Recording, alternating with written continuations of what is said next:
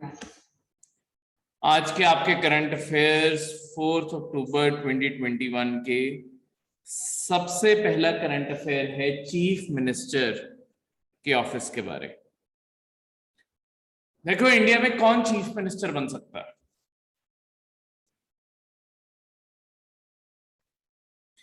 India के अंदर last year एक यूपीएससी ने प्रीलिम्स में क्वेश्चन भी इसी रिगार्डिंग पूछ लिया था, ठीक है, क्योंकि इसमें एक ट्रिक पार्ट भी आता है। तुम्हें इलेक्शन भी जीतना जरूरी नहीं है इंडिया में चीफ मिनिस्टर या प्राइम मिनिस्टर बनने के लिए भी तुम्हें कोई इलेक्शन जीतने भी जरूरी नहीं है। यही थोड़ा इसके अंदर राफ्टन जी, इसके अंदर यही थोड़ा मेन क्वेश्चन का पार्ट बनता है। क्वेश्चन भी उसके बाद बताऊंगा क्या आया था। पहले पूरा प्रोसेस बताता हूँ कैसे इलेक्शन होते हैं, स्टेट पूरी असेंबली कैसे काम करती है। देखो, आपके सेंटर और स्टेट में थोड़ा सा मिलता जुलता स्ट्रक्चर बना है, ठीक है। हमारे हमेशा हर स्टेट के अंदर एक स्टेट लेजिस्लेटिव असेंबली होती है।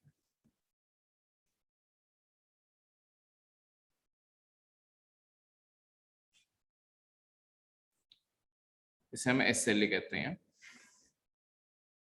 एलिजिबिलिटी चीफ मिनिस्टर की ये है कि उसे इसका पार्ट बनना जरूरी है, यानी कि इसका मेंबर बनना जरूरी है, ठीक है।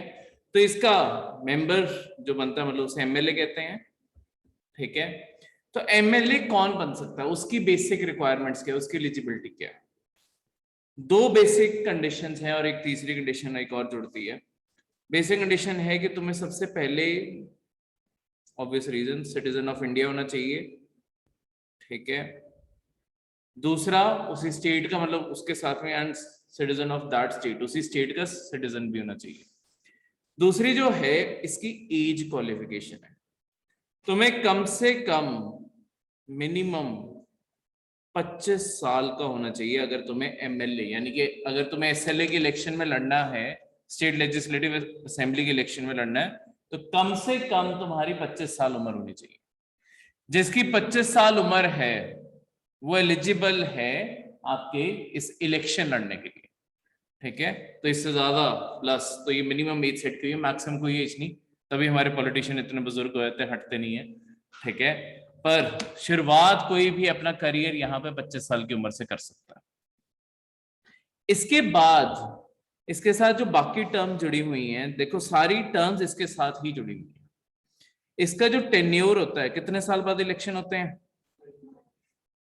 5 साल बाद इलेक्शन होते हैं। मैक्सिमम कितनी बारी कोई इलेक्ट हो सकता है? कोई लिमिट नहीं है, ठीक है। तभी जब तक डेथ नहीं हो जाती गद्दी नहीं छूटती, ठीक है। तो अपने आप ही लालच आ जाता है।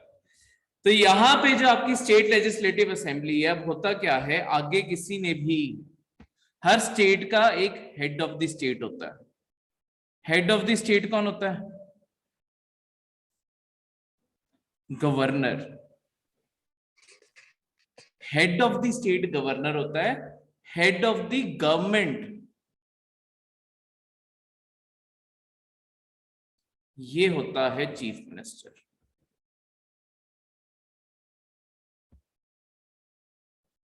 ये सेम स्ट्रक्चर सेंटर में भी है।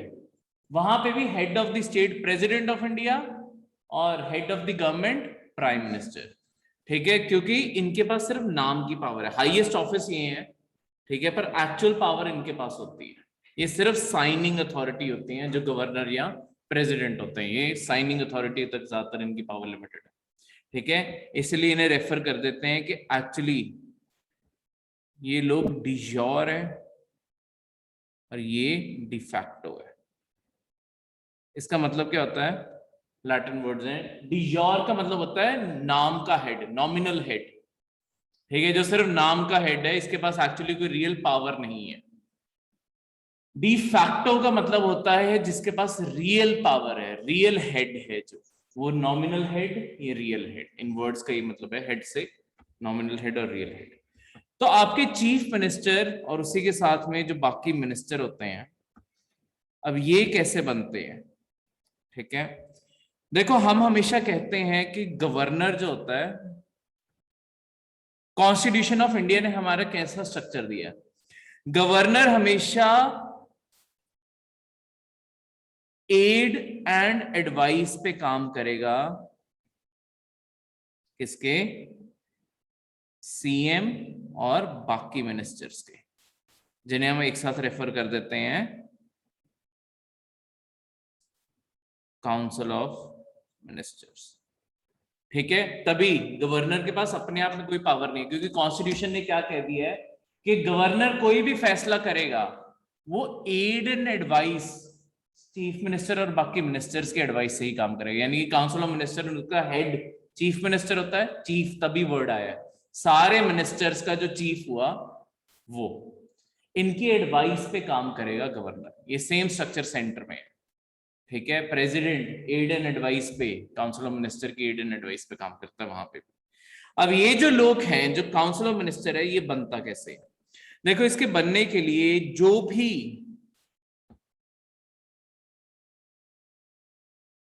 एनी पर्सन हैविंग मेजॉरिटी इन स्टेट लेजिस्लेटिव असेंबली, मेजॉरिटी क्या होती है? मतलब वो तो पता है कितनी मेजॉरिटी होगी, 51 या सर 50+1, 50% +1। मेजॉरिटी को ऐसे क्यों रेफर किया जाता है 50% +1? किसी भी चीज का 50% टाई अप होगा। अब देखो, हर स्टेट के अंदर सीटों की नंबर अलग अलग है ना। अब तुम्हें कैसे पता कि मिनिमम नंबर क्या होगा? और आने वाले टाइम में चेंज भी कर सकते हैं हम। तो जो भी मिनिमम नंबर है, उसका जो भी 50% नंबर पहुंचेगा, उससे बस एक सीट ज्यादा। क्योंकि अगर परसेंटेज में 51% भी लिख देते ना, सीटें शायद 2-3 एक्स्ट्रा हो जाती। 50% से बस एक सीट ज्यादा चाहिए किसी को भी मेजॉरिटी हासिल करने के लिए। जिसके पास भी एसएलए में मेजॉरिटी आ जाएगी, यानी कि 50% से बस एक सीट ज्यादा है जिसके पास, वो क्लेम कर सकता है कि यहां पे मेरी सरकार बन रही है। वो गवर्नर के ऑफिस जाएगा। मतलब क्लेम कौन करेगा? जिसने चीफ मिनिस्टर बनना है। सबसे पहले अपॉइंट होता है चीफ मिनिस्टर। ठीक है, तो सबसे पहले ये पर्सन क्लेम करेगा कि मेरे पास मेजॉरिटी की सपोर्ट है एसएलए पे। देखो, यहीं पे ट्विस्ट आता है। उसे ना खुद मेजॉरिटी पार्टी का होना चाहिए, ठीक है, उसे मेंबर भी होना उस टाइम पे जरूरी नहीं है, उस पर्टिकुलर टाइम पे। जैसे कि आज का जो करंट अफेयर है, उसमें यही था कि आपके वेस्ट बंगाल के इलेक्शंस हुए थे मई में, याद होगा, पेंडेमिक के टाइम इलेक्शंस चल रहे थे। ठीक है, तो आपके जब वेस्ट बंगाल के इलेक्शंस हुए, ममता बनर्जी इलेक्शन हार गई थी, पर ममता बनर्जी चीफ मिनिस्टर तब भी बनी थी। ठीक है, तो वो तो हिस्सा ही नहीं थी उस हाउस की, तो वो चीफ मिनिस्टर कैसे बन गई? क्योंकि कॉन्स्टिट्यूशन कहता है कोई भी पर्सन जिसके पास सपोर्ट है 50% से ज्यादा लोगों की एसएलए के अंदर, वो गवर्नर के पास उन सारे लोगों के साइन लेके जा सकता है कि देखो मेरे पास सपोर्ट है, मुझे चीफ मिनिस्टर बना दो। अगर गवर्नर को डाउट होता है कि इसके पास शायद सपोर्ट ना हो, तो वो एसएलए के सारे लोगों को बुला लेगा और वोट डलवाएगा। मतलब हाउस का पूरा सेशन बुला लेता है और वहां पे वोट डलवाता है कि कौन कौन सपोर्ट में है, हाथ रेस कर दो, हैंड रेस कर दो। तो उनकी वोट काउंट कर लेते हैं, बस उससे कर लेते हैं। ठीक है, मतलब अल्टीमेटली इस तरीके से डिसाइड होता है। तो कोई भी पर्सन, लेट्स सपोज एक पूरा हाउस था, एक पार्टी को सीटें आई आपकी, थोड़ा सा, एक पार्टी को 30% सीटें आई, लेट्स सपोज, बहुत ही आइडियल सिचुएशन। एक आजाद उम्मीदवार के तौर पे तुम भी खड़े हुए थे। ठीक है, एक तुम्हारी अपनी सीट है, ये तुम ही हो। ठीक है, एक कोई और भी ऐसे ही पार्टी, उसके पास 40% सीटें आ गई थी, और आपका, चलो ये एक सीट इतना कोई मैटर नहीं करती, तो 30% बाकी अलग लगा देते हैं। मतलब ये परसेंटेज नहीं है ना, ये सिर्फ एक ही सीट है, सिर्फ गिनने के लिए। लेट्स सपोज 3 पार्टीज थी, तुम अकेले ही आजाद उम्मीदवार खड़े हुए थे। अब इलेक्शन आए, 50% तो किसी के पास भी नहीं है। ठीक है, और सारी पार्टीज आपस में लड़ी जा रही हैं कि कौन सरकार, किसी की भी नहीं बन रही। तुम बहुत तेज थे, तुम गए ये दोनों पार्टीज के पास, तुमने कहा कि देखो मुझे सपोर्ट कर दो, आधे मंत्री तुम्हारे बना दूंगा, आधे तुम्हारे मंत्री बना दूंगा, मुझे चीफ मिनिस्टर बना दो। ये दोनों मान जाएंगे, ठीक है, मतलब चाहे आपस में मान जाए, चाहे नहीं मान रहे तो तुम उसका फायदा उठा के तुम चीफ मिनिस्टर बन गए, ठीक है, और आधे आधे सारे मतलब मिनिस्ट्री बेच दी है सारी और खुद चीफ मिनिस्टर बनने के लिए ये कर दिया। तो इस तरीके से एक अकेला बंदा जिसके पास कोई सपोर्ट भी नहीं है वो भी चीफ मिनिस्टर बन सकता है, प्राइम मिनिस्टर भी सेम तरीके से, ठीक है। और एक ऐसा बंदा लेट्स सपोज जो हाउस का, जो मैंने वैसे अब दूसरी कंडीशन जो बताई, जो हाउस का मेंबर भी नहीं था, वो भी यही सेम चीज कर सकता है किसी के साथ भी, और जाके क्लेम जड़ देगा कि मेरे पास मेजॉरिटी है। पर ऐसे तो फिर आपकी डेमोक्रेसी डैमेज हो जाएगी, क्योंकि हमारा प्रिंसिपल तो यही है ना कि हमारे ऊपर गवर्नेंस वो करे जो हमारे द्वारा इलेक्टेड है। अब यहाँ पे तो गवर्नेंस वो करने लग गया जो क्या कहते हैं इलेक्टेड ही नहीं है हमारे द्वारा, वो तो हार गए थे ना, ममता बनर्जी तो एक तरह से हार गई थी, ठीक है। तो फिर कहां कैसे कोई बन सकता है, मतलब ऐसा तो गलत हो जाएगा ना डेमोक्रेसी में। तो इसके अंदर कंडीशन है, कंडीशन क्या है, if not member of SLA, अगर वो बंदा खुद एसएलए का मेंबर नहीं है, वो मैक्सिमम 6 मंथ्स के लिए बस बन सकता है। 6 महीने उसे मिलते हैं कि 6 महीने के अंदर अंदर तुम कहीं पे भी इलेक्शन लड़ो, तो बाई इलेक्शन हो जाते होते ना कि कोई रिजाइन कर देगा, सीट खाली हो जाएगी, उसके जगह फिर बाई इलेक्शन हो जाते हैं, कि 6 महीने के अंदर अंदर इस हाउस के मेंबर बन जाओ तो, ठीक है। अगर तुम 6 महीने में मेंबर बन गए तो तुम आगे भी कंटिन्यू कर सकते हो, नहीं तो 6 महीने बाद तुम्हारा टर्म खत्म है, ठीक है। ये लास्ट ईयर ये यूपीएससी का क्वेश्चन बना था। क्वेश्चन क्या बना था, देखो एक पेपर के लिए चीज याद रखना, हाफ स्टेटमेंट कभी गलत स्टेटमेंट नहीं होती, ठीक है। हाफ स्टेटमेंट कभी भी गलत स्टेटमेंट नहीं होती। लास्ट ईयर सिर्फ ये करंट अफेयर से क्वेश्चन आया था, फिर से करंट अफेयर क्या था आपके ना, लास्ट ईयर सेम चीज हुई थी महाराष्ट्र में, आपके वहां पे भी जो उद्धव ठाकरे हैं वो कोई किसी सीट से इलेक्शन नहीं जीते थे, पर वो चीफ मिनिस्टर है, ठीक है। अब उन्हें चीफ मिनिस्टर बना तो दिया गया था और उनका 6 महीने का टर्म खत्म होने वाला था, आखिरी के 10-15 दिन रह गए थे। तो उन्होंने क्या किया, कई स्टेट्स में ना एक और बॉडी एग्जिस्ट कर दी, स्टेट लेजिस्लेटिव काउंसिल करके, वो उसके मेंबर बन गए और उन्होंने अपनी सीट बचा ली थी। इस तरीके से वो कंटिन्यू कर गए चीफ मिनिस्टर। पर ये बहुत जगह हेडलाइंस बनी थी कि क्या Uddhav Thackeray as a chief minister हट जाएंगे, तो उन्होंने वहां से चीफ मिनिस्टर का क्वेश्चन बना दिया प्रीलिम्स में। है सारा कंसेप्ट ही, कंसेप्ट में क्या था, मतलब देखो अब हाफ स्टेटमेंट कैसे सही होती है, उन्होंने कंडीशन दी हुई थी, कंडीशन में ये लिखा, मतलब स्टेटमेंट दी थी, सॉरी स्टेटमेंट ये थी, any citizen of India can become a chief minister of India. अब अगर तो देखो पेपर में कभी भी ना इस तरीके से ना सोचने बैठना कि मैंने तो पढ़ा था कि कम से कम 25 साल की उम्र भी नहीं चाहिए, एनी का तो मतलब है 2 साल का भी बच्चा आ गया, ठीक है, फिर उसे हाउस का भी मेंबर होना चाहिए था। सी पेपर में एक चीज याद रखो, जितनी स्टेटमेंट लिखी है उससे ज्यादा दिमाग कभी नहीं लगाना। अगर तुम पूरी डेप्थ में घुसने लगोगे तुम 100% क्वेश्चन गलत करके आओगे। हर स्टेटमेंट हर क्वेश्चन शैलो होता है, उस स्टेटमेंट की अपने आप में मतलब बन रहा है या नहीं बन रहा, बस उसके ऊपर एनालाइज करो उसे, दैट्स इट। डेप्थ में नहीं जाना कि मैंने इफ बट ये सब कुछ पढ़ा था, क्या वो अपने आप में स्टेटमेंट मतलब बना रही है, अगर वो बना रही है वो स्टेटमेंट सही है तो एनी सिटीजन ऑफ इंडिया बन तो सकता है, वो तो बाद में इफ बट की अलग बात है, पर मेन बात तो ये है ना कि कोई भी इंडिया का सिटीजन बन सकता है चीफ मिनिस्टर, तो अपने आप में वो स्टेटमेंट सही थी, ठीक है। तो इस तरीके से हमेशा क्वेश्चंस बन सकते हैं और हमने इन चीजों का ध्यान रखना, ठीक है, क्लियर है। तो यहाँ पे आपकी यही चीजें, आपकी टोटल 28 स्टेट्स के अंदर भी चीफ मिनिस्टर होता है और अभी तक 2 यूपीज के अंदर भी चीफ मिनिस्टर है, दिल्ली में भी जैसे चीफ मिनिस्टर है और पुडुचेरी में भी, क्योंकि यहाँ पे ये 2 यूपीज हैं इंडिया की जहाँ पे अभी स्टेट लेजिस्लेटिव असेंबली एग्जिस्ट करती है। जहां पे भी स्टेट लेजिस्लेटिव असेंबली एग्जिस्ट करेगी वहां पे इलेक्शंस होंगे, जहां पे इलेक्शंस होंगे वहां पे चीफ मिनिस्टर जरूर बनेगा। ठीक है, बस इनका स्टेटस, दिल्ली पुडुचेरी का स्टेटस यूनियन टेरिटरी का है, पर बिकॉज इनकी पॉपुलेशन अपने आप में बहुत है तो इस कारण वहां पे एक डेमोक्रेसी की फीलिंग देने के लिए तो आपकी लेजिस्लेटिव असेंबली क्रिएट कर देगी। तीसरी एक और भी है जिसके अंदर प्रोविजन एग्जिस्ट करता है पर अभी तक उसके इलेक्शन नहीं हुए, वो है आपकी जम्मू एंड कश्मीर की। वहां पे भी एसएलए है, वो भी यूनियन टेरिटरी है, पर वो अभी तक डिसॉल्व की हुई है तो ऑब्वियसली अभी उसका कोई प्रोविजन नहीं है। जब वो बन जाएगी, मतलब उसका प्रोविजन एग्जिस्ट करता है, अभी कोई चीफ मिनिस्टर या मिनिस्टर्स नहीं है।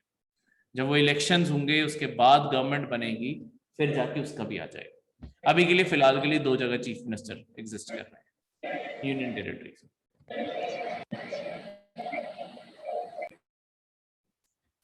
ठीक है, क्लियर है? तो एक चीफ मिनिस्टर को यही जो आपकी बताया कि एक सिटीजन ऑफ इंडिया, उसे एसएलए का मेंबर होना चाहिए और 25 साल से ज्यादा उम्र होनी चाहिए।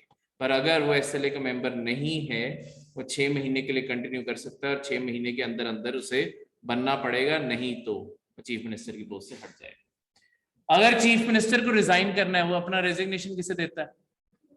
गवर्नर को। ये चीज याद रखना, चीफ मिनिस्टर को अपॉइंट भी गवर्नर करता है, यानी कि ओथ भी गवर्नर दिलाता है और रेजिग्नेशन भी गवर्नर को ही जाता है।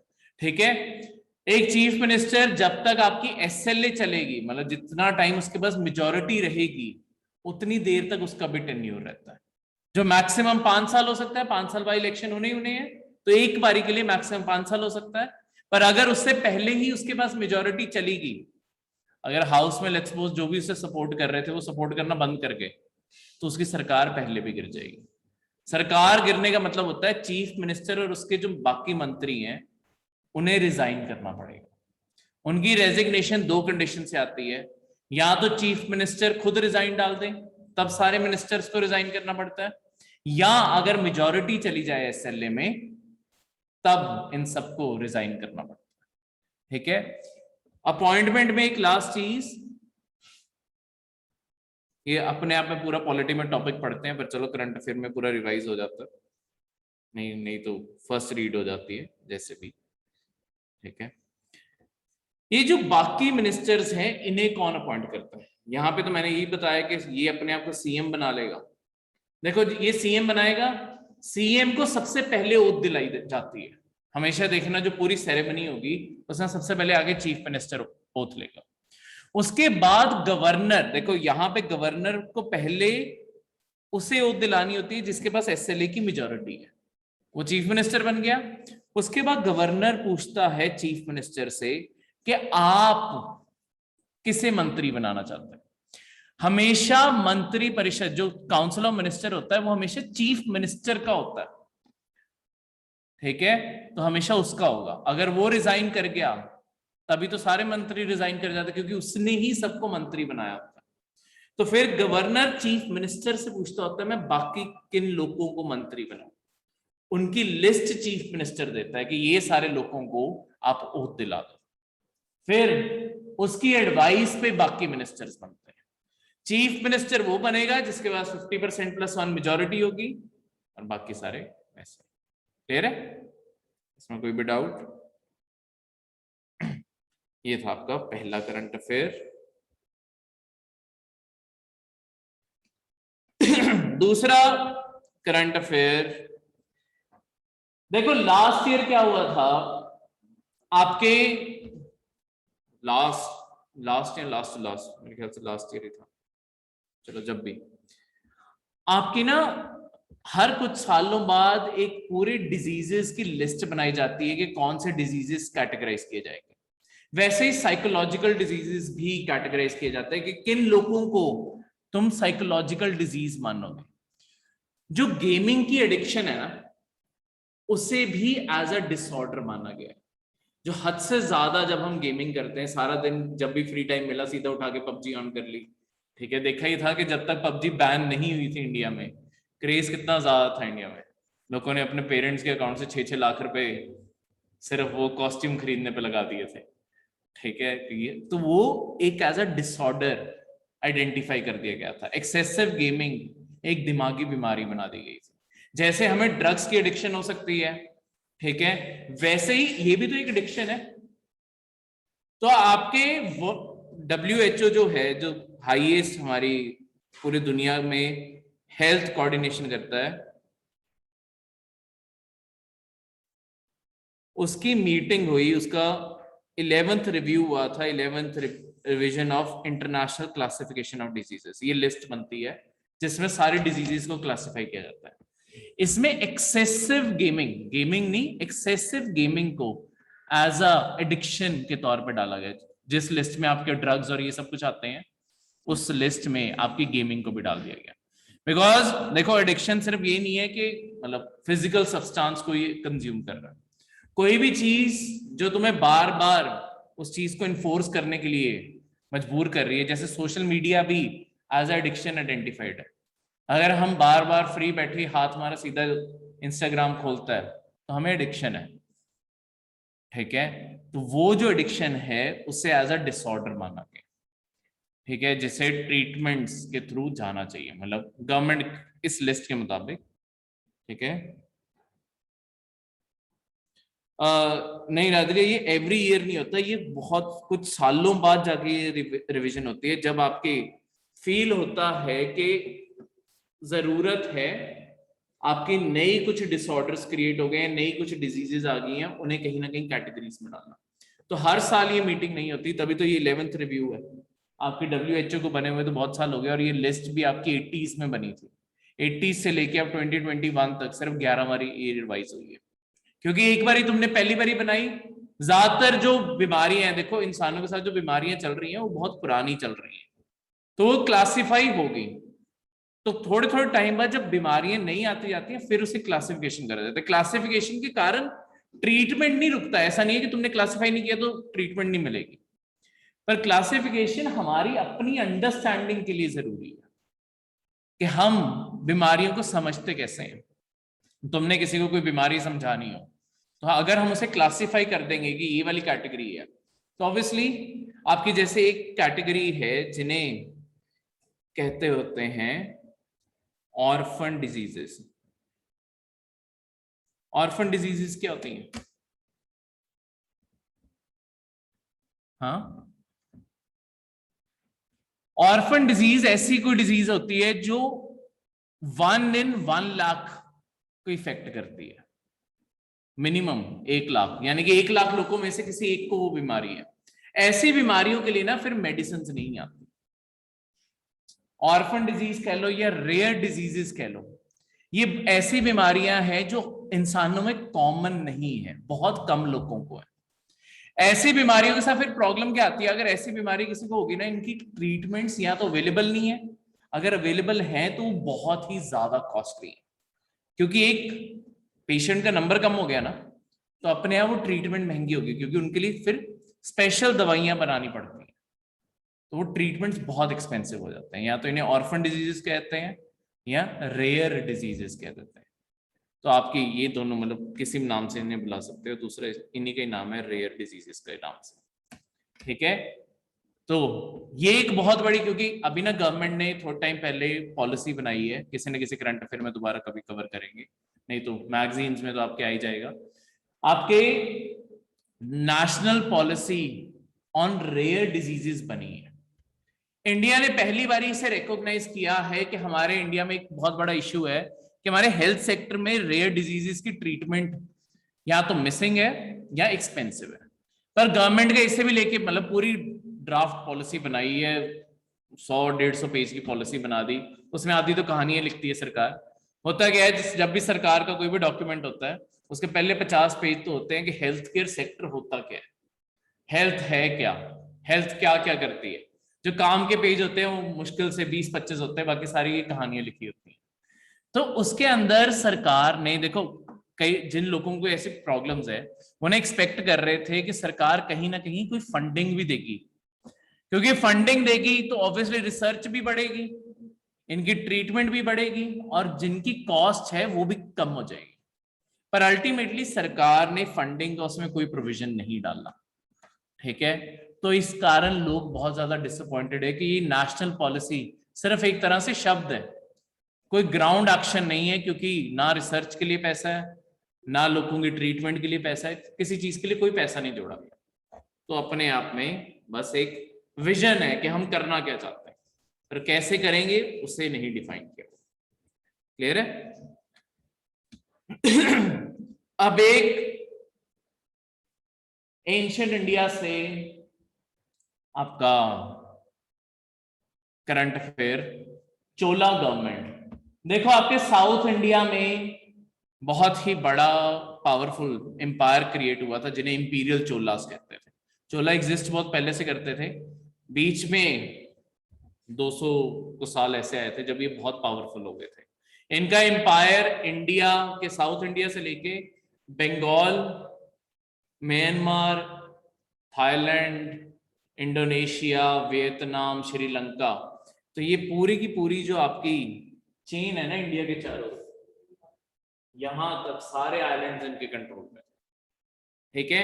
इंपीरियल वर्ड जब भी होता है ना, इंपीरियल वर्ड तभी यूज करते हैं। इंपीरियल का मतलब है अपनी टेरिटरी, अपने देश से बाहर जाके और टेरिटरीज ऑक्यूपाई करना, वो होते हैं इंपीरियल थॉट्स। ठीक है? चाहे मार्केट्स कैप्चर करना, चाहे टेरिटरीज कैप्चर करना। ठीक है? आज मॉडर्न जमाने में मार्केट्स कैप्चर करते हैं हम, जैसे चाइना जगह जगह जाके अपने प्रोडक्ट्स को फ्लड करता है, उनकी मार्केट कैप्चर कर लेता है, वहां की अपनी मैन्युफैक्चरिंग खत्म करवा देता है, तो वो भी एक इंपीरियल पॉलिसी है। फिर तुम 100% चाइना पे डिपेंडेंट हो।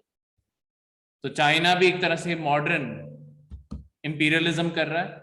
पुराने में टेरिटरीज कैप्चर करते थे, इसलिए इन्हें इंपीरियल चोला भी एक फेस आया था।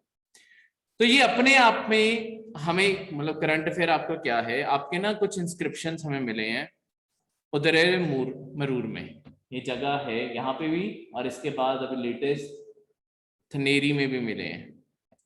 ये जो इंस्क्रिप्शंस हैं ये ना बहुत सारी ऐसी डिटेल्स बताते हैं, मतलब ये पुरानी लिखे हुए इंस्क्रिप्शंस क्या होता है, पुराने पत्थरों के ऊपर वर्डिंग्स लिखी हुई है उन्होंने, उसमें ना उन्होंने अपने कई सिस्टम समझाए होते हैं। तो हमें ये जो सिस्टम्स मिले हैं इसके अंदर किस तरीके से आपके डिस्ट्रिक्ट्स के अंदर, उसके बाद फिर विलेज के बॉडीज कैसे बनती थी, 30 वार्ड, ये सब कुछ, मतलब विलेज कमेटी कैसे बनती थी, आपकी लोकल पंचायत कैसे चलती थी, वो सबके रिकॉर्ड्स एग्जिस्ट करते हैं।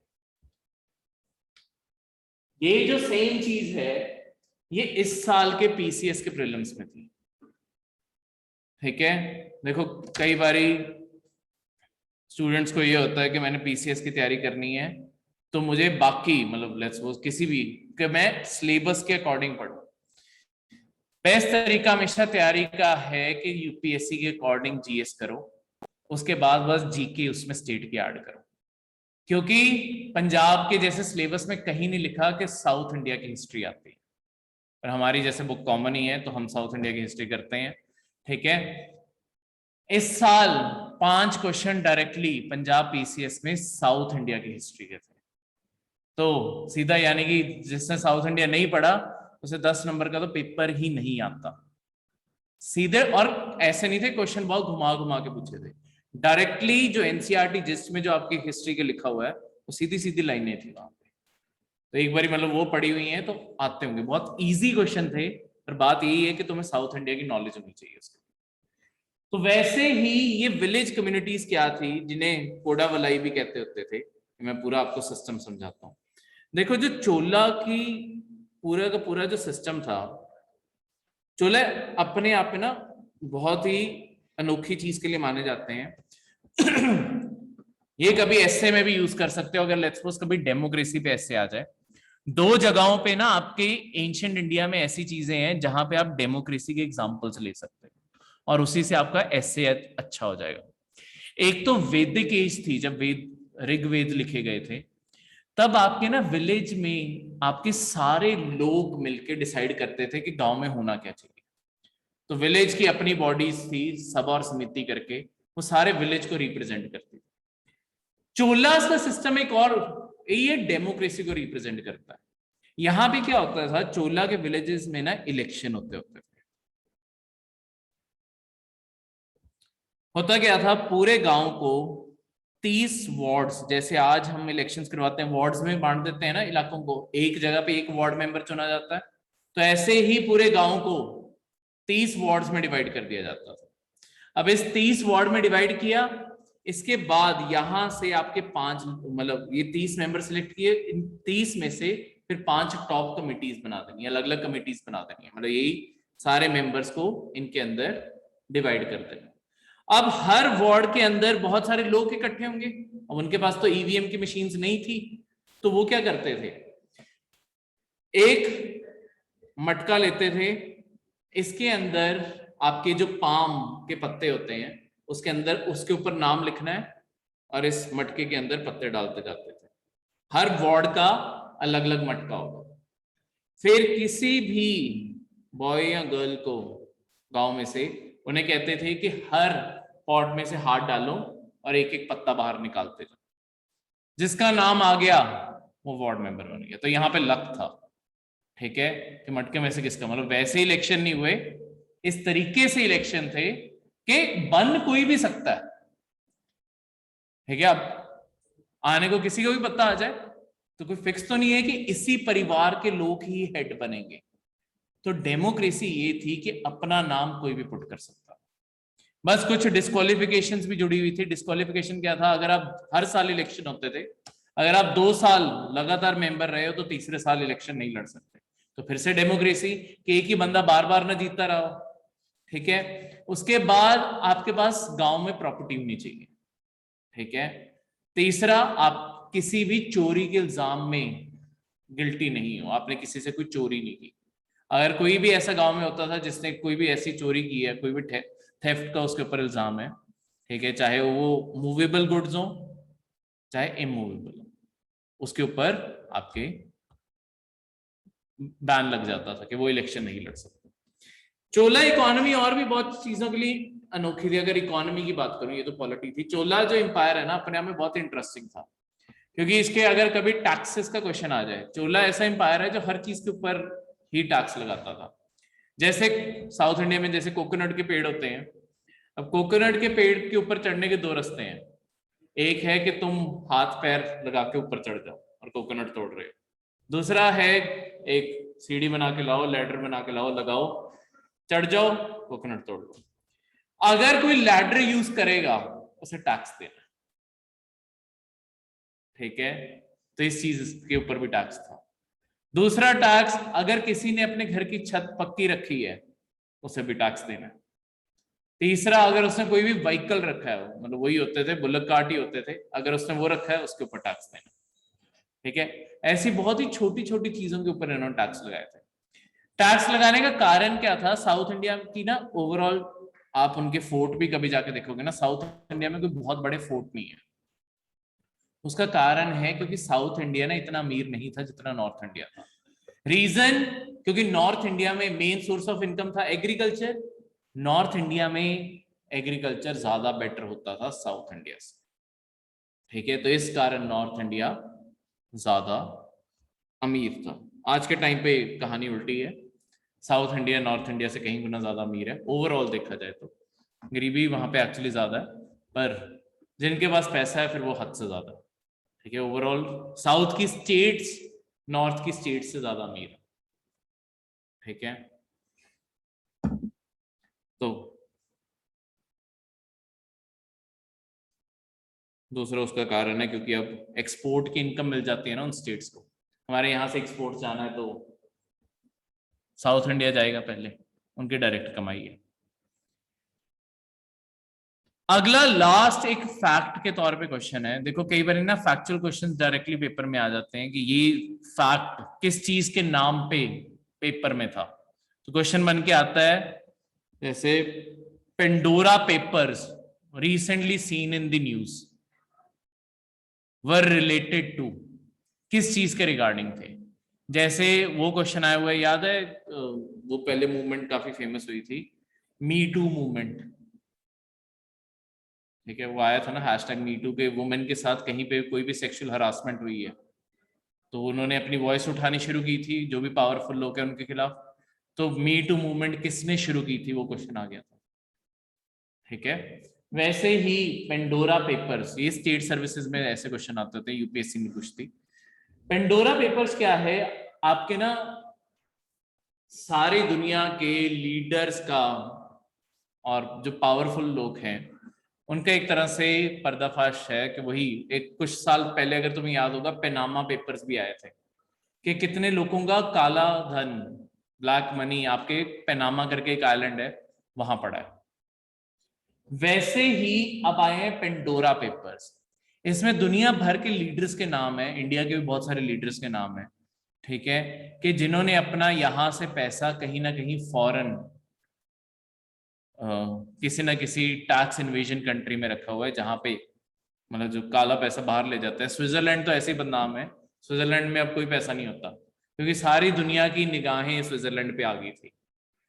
तो स्विट्जरलैंड ने अपना सिस्टम ओपन कर दिया था, तो स्विस अकाउंट से सबने पैसे निकाल दिए थे। एक टाइम पे होता था कि लोगों का स्विस अकाउंट होता था क्योंकि वहां पे पैसे रखने बहुत सेफ थे। उसके बाद क्या हुआ, जब सबकी आंख ही स्विट्जरलैंड पे चलेगी सारी दुनिया की, तो वहां से सारा पैसा गायब हो गया। अब आपके ना आइलैंड्स एग्जिस्ट करते हैं, जैसे पनामा एग्जिस्ट करता है आपके यहाँ पनामा है, छोटा सा देश है, पर इसका बैंक सिस्टम ऐसा है, मतलब यहाँ नॉर्थ अमेरिका और साउथ अमेरिका के बीच में, यहाँ पे बीच में पनामा पड़ता है, ठीक है। ये पनामा में बहुत सारे लोगों का काला धन पड़ा हुआ है। उसके बाद एक मेडिटेरेनियन सी में आइलैंड है सिप्रस, यहाँ पे लोगों का पैसा पड़ा हुआ है। ऐसे छोटे छोटे से आइलैंड्स हैं जो बस इस चीज की गारंटी देते हैं कि हम कभी भी आपके डॉक्यूमेंट्स आपकी सरकार को नहीं देंगे, वहां जाके लोग अपना ये पैसा रखते हैं, ठीक है।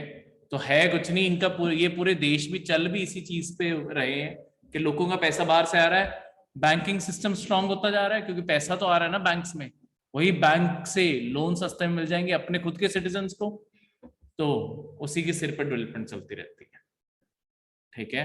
पर अभी भी जैसे बहुत सारे आपके न्यूज़पेपर, कुछ 600 जर्नलिस्ट इन्वॉल्व थे जिन सब ने मिलके इन्वेस्टिगेट किया और बहुत सारे लीडर्स का नाम आया, तो ये सारा का सारा पर्दाफाश किया गया। क्लियर है? किसी भी करंट अफेयर में कोई भी डाउट हो किसी को? ये थे आपके आज के सारे करंट अफेयर्स।